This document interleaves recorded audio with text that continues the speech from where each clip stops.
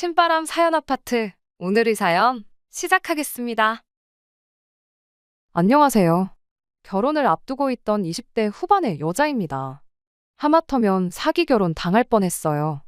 처음에는 예비시 부모님이 문제인 줄 알았는데 알고 보니 결혼 상대였던 남자친구가 더 문제였네요. 오는 6월에 결혼식을 올리기로 되어 있었고 정말 청첩장 돌리기만 하면 모든 준비가 끝난다고 봐도 될 정도로 결혼을 코앞에 두고 있었습니다. 남자친구는 저보다 6살 연상입니다. 연애는 2년 반 정도 했고요.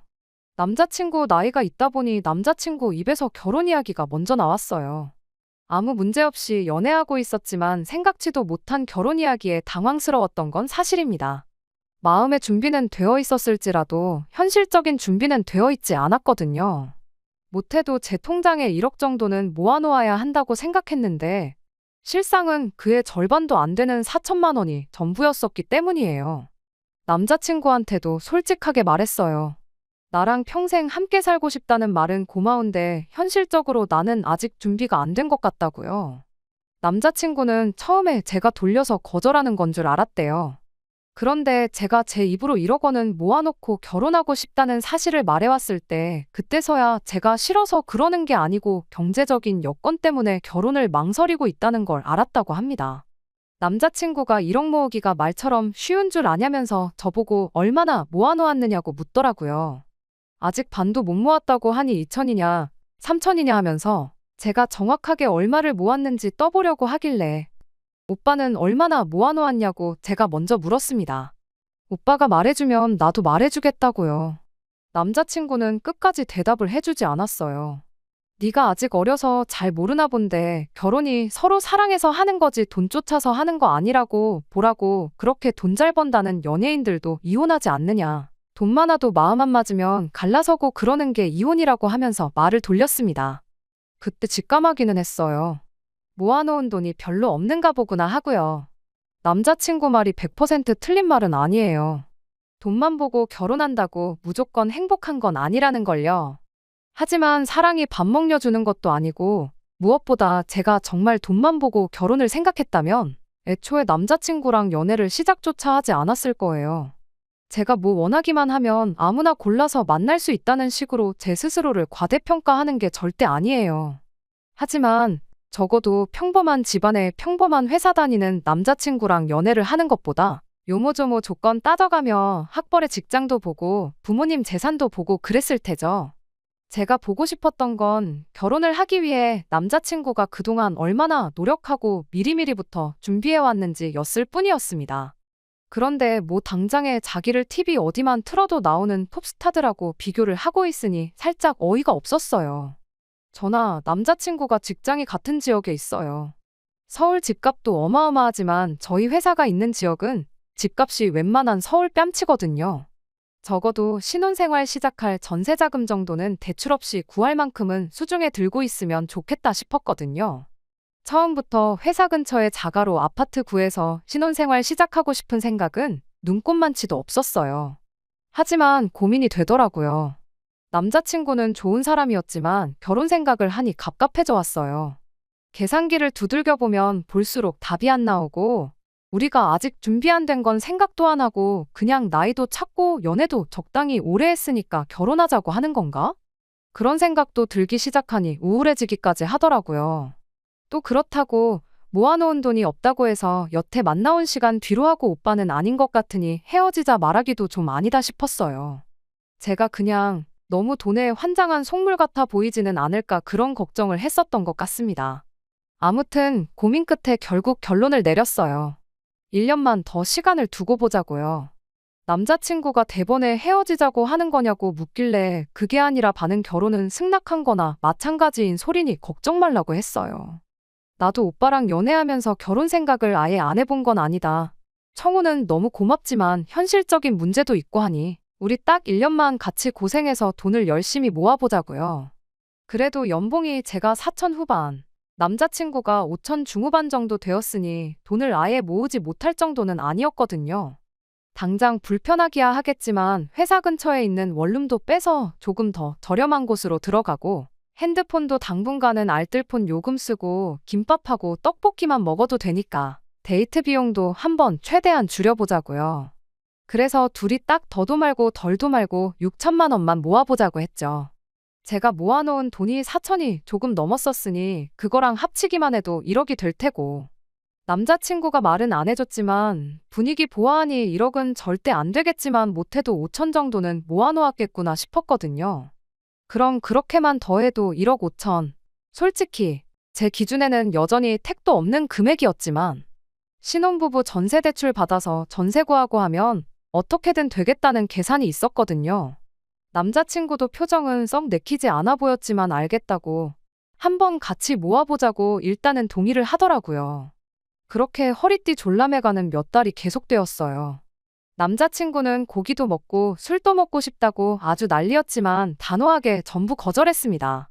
그래도 차곡차곡 쌓이는 돈을 보니까 남자친구도 직접적인 불만은 말을 못하더라고요. 그러던 어느 날 남자친구가 이제 돈 모으는 거 그만하자고 대놓고 저한테 말을 해왔습니다.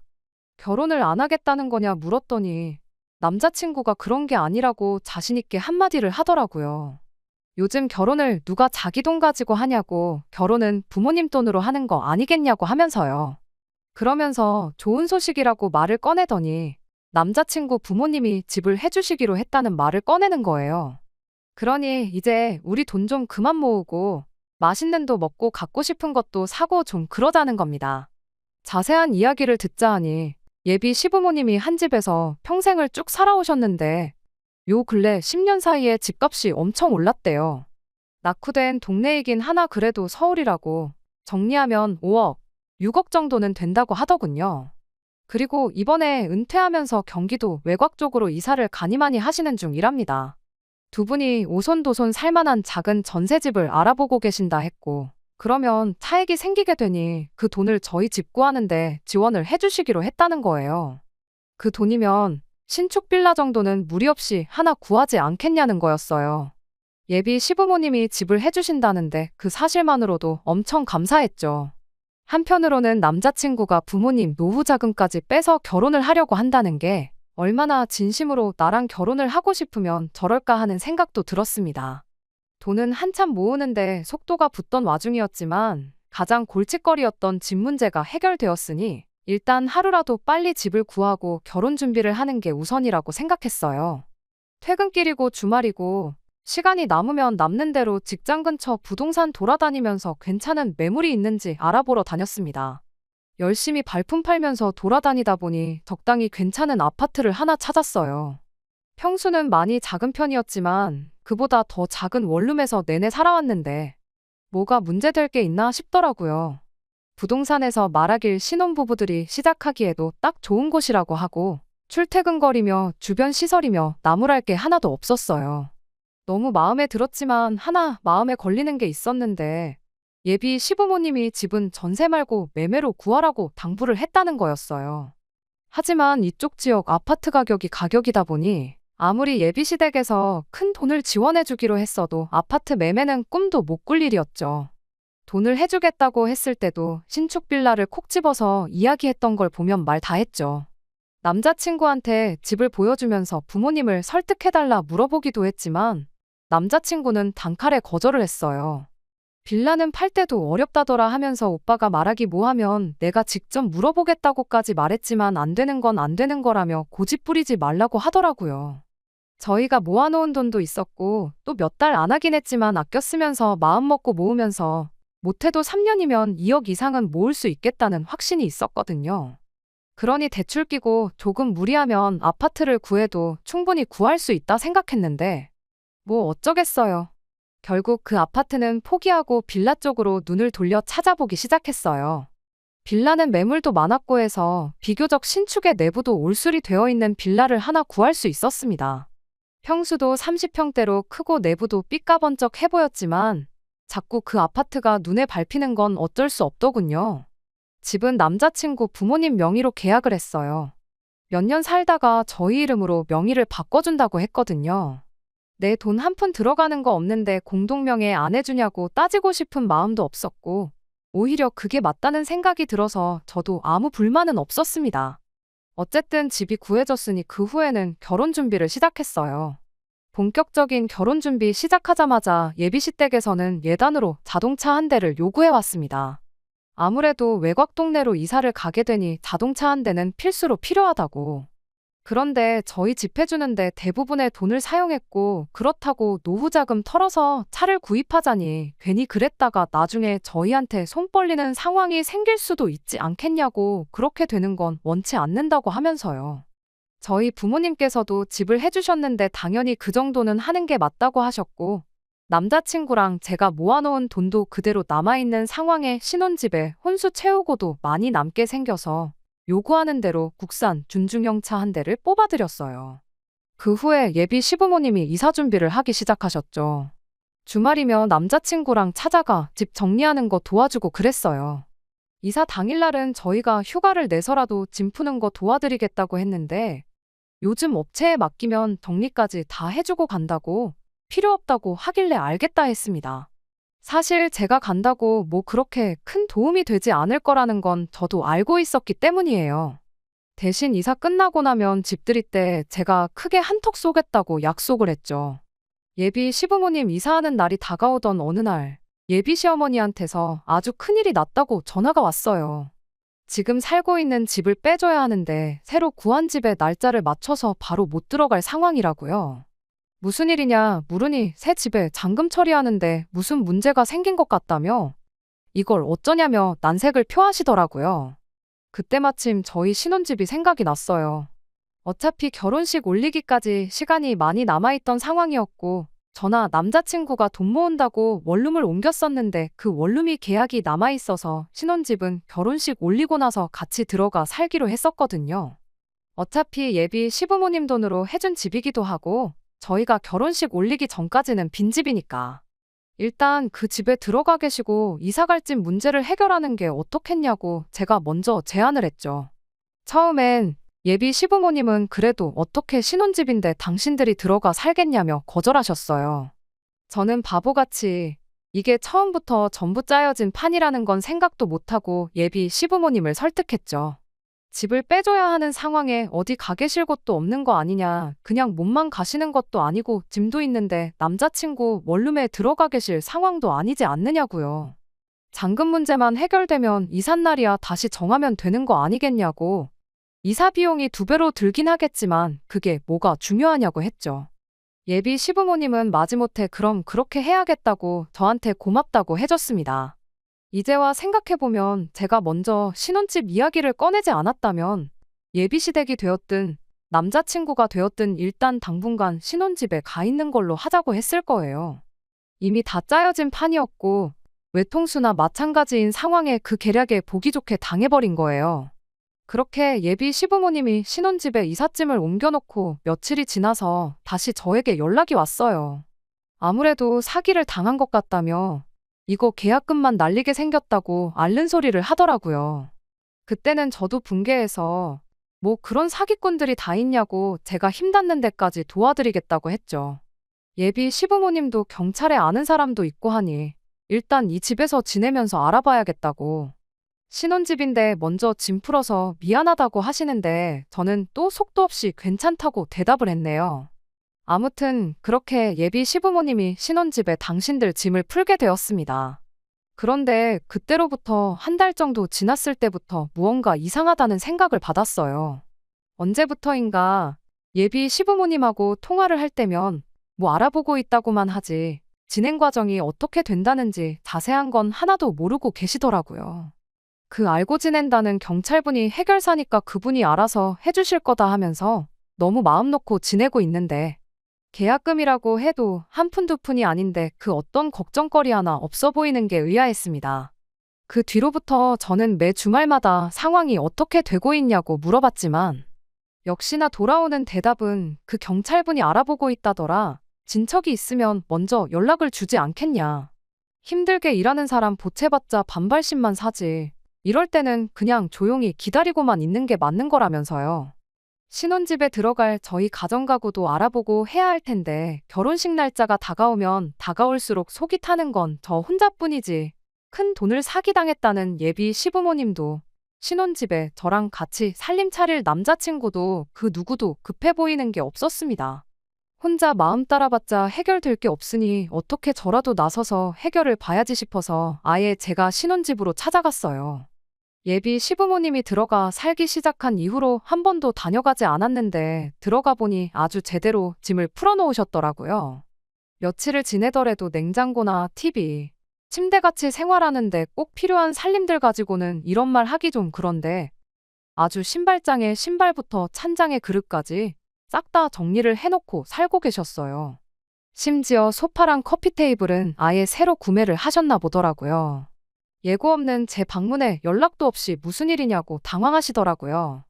제가 긴히 말씀드릴 게 있다고 하니 제 의도를 눈치챈 건지 남자친구도 집으로 부르더군요. 우리 아들 오면 그때 같이 이야기하자고 일단 저한테 차 한 잔 내주시고 소파에서 기다리고 있으라고만 하셨습니다. 남자친구 없어도 충분히 할 수 있는 이야기인데 기어이 남자친구를 부르겠다니 그때부터 무언가 안 좋은 촉이 들기 시작했어요.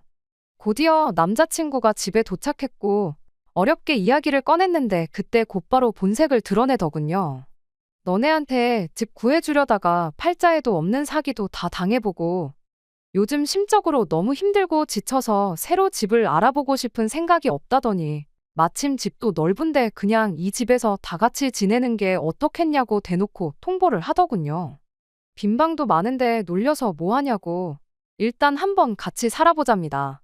평생 같이 살자는 건 아니고 당신들도 이 사건이 어느 정도 정리되고 하면 그땐 이사를 나갈 테니 절대 합가하자고 하는 소리가 아니라는데 솔직히 이 상황에 그 말을 누가 믿겠어요. 시간이 해결해 줄 거라며 느긋하게 있을 때부터 어느 정도 안 좋은 예감이 들긴 했는데 이 정도일 줄은 상상도 못했죠. 뭐라고 확답은 못 드리고 집에서 나와 근처에 있는 카페로 향했어요. 남자친구랑 단둘이 이야기 좀 나눌 계획이었죠. 그런데 이게 예비 시부모님 두 분의 계획이 아니라 남자친구도 같이 세운 작전이었다는 걸 눈치채게 되었습니다. 대뜸 진명의 이야기부터 꺼내더라고요.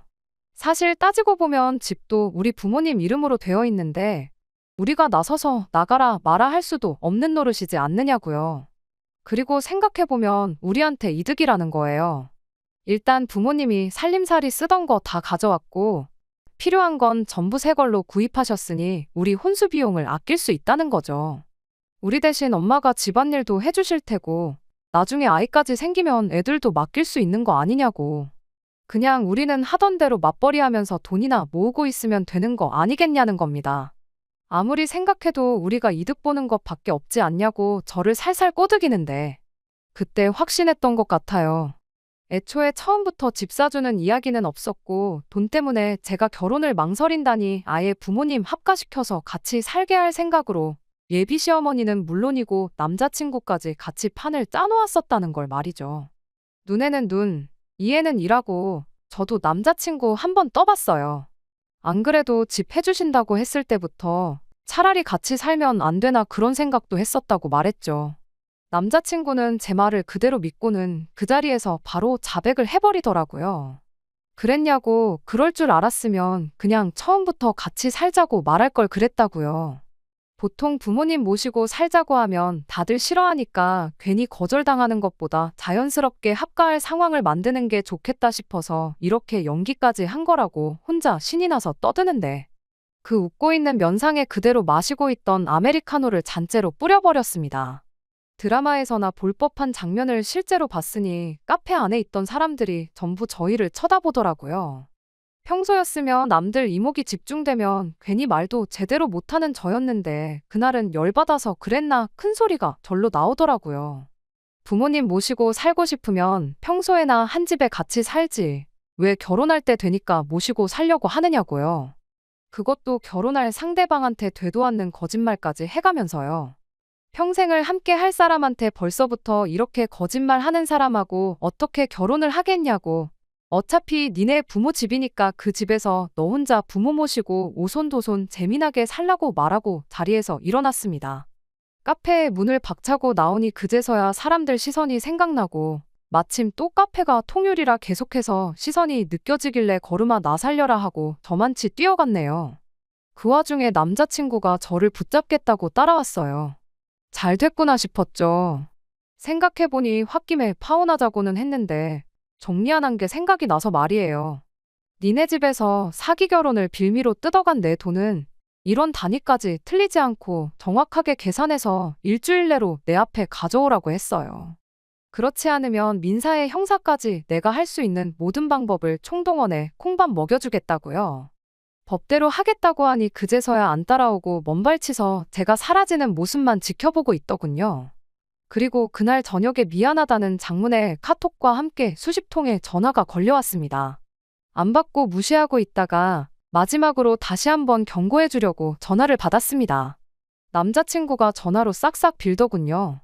부모님이랑 같이 사는 건 없던 일로 하겠다고 그냥 우리 처음에 하기로 했던 대로 이번 달부터 다시 1년 동안 돈 모아서 결혼하자고 하더라고요. 그래서 아직도 이해를 못했냐고 부모님 모시고 사는 것 때문에 파혼하는 게 아니라 대놓고 사기 결혼하려던 그 뻔뻔함 때문에 파혼하는 거라고 다시 한번 말해줬죠. 전화 받은 건 사과받겠다고 받은 게 아니라 진짜 일주일을 넘기면 법대로 할 테니 각오하라고 전해주려고 받은 거라고요. 전화 끊으려고 하니 남자친구가 다급하게 전화 끊지 말아보라고 하더니 다시 싹싹 빌더군요. 사실 당장에 3천만 원이 없다고. 시간을 좀 더 주면 안 되겠냐는 겁니다.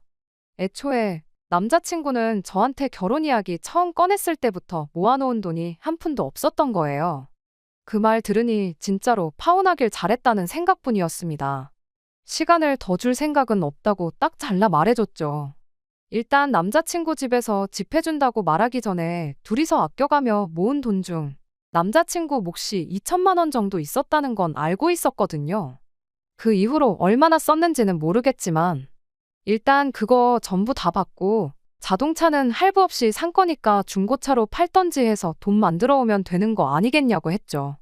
어차피 출고된 지 몇 달 되지도 않은 차인데 중고 가격도 잘 쳐주지 않겠냐고 그러니까 큰 걱정 말라고요. 아무튼 확실하게 파혼 이사와 단 하루라도 늦으면 법대로 하겠다던 단호함 덕분인지 정말 일주일 되기 전에 그 돈은 전부 돌려받을 수 있었네요. 결혼 준비하면서 예약해놓은 것들은 그냥 제 돈으로 위약금 물고 다 취소해버렸습니다. 더 스트레스 받고 싶지도 않고 남자친구 목소리 듣고 싶지도 않았고요. 그냥 제가 뭣도 모르고 사람 쉽게 믿었던 비용이라고 생각하기로 했어요. 다른 건 몰라도 제대로 된 인생 교훈은 이렇게 하나 얻어가네요. 끝까지 들어주셔서 감사합니다. 오늘의 사연은 여기까지입니다. 구독과 좋아요, 알람 설정 부탁드리고 더 좋은 사연으로 다시 찾아뵙겠습니다. 감사합니다.